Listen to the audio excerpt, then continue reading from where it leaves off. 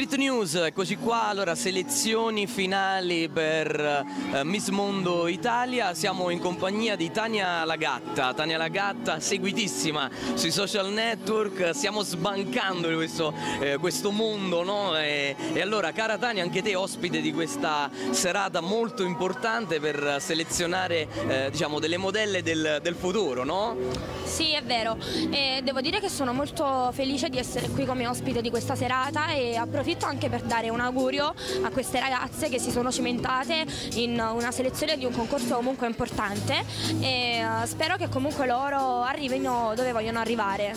Assolutamente, ma cara Tania, te che sei nel mondo della pubblicità, della comunicazione, sì, della moda, no? Perché sappiamo che hai fatto diverse sfilate anche per brand importanti, no? Quali Armani, Valentino, giusto? Sì, aiutami te anche a ricordare. Sì. Allora, ho sfilato per varie aziende importanti e anche marchi importanti, come per esempio Patrizia Pepe, Elisabetta Franchi, Moschino, Dolce & Gabbana e marchi di questo genere. E devo dire che sono state delle esperienze davvero importanti che hanno segnato un vero e proprio trampolino di lancio per la mia carriera. Sì, e allora ne approfitto, cara Tania, per domandarti, ma quali sono i fattori che dovrebbe avere una modella appunto per raggiungere il successo anche con dei brand importanti come questi che hai citato prima?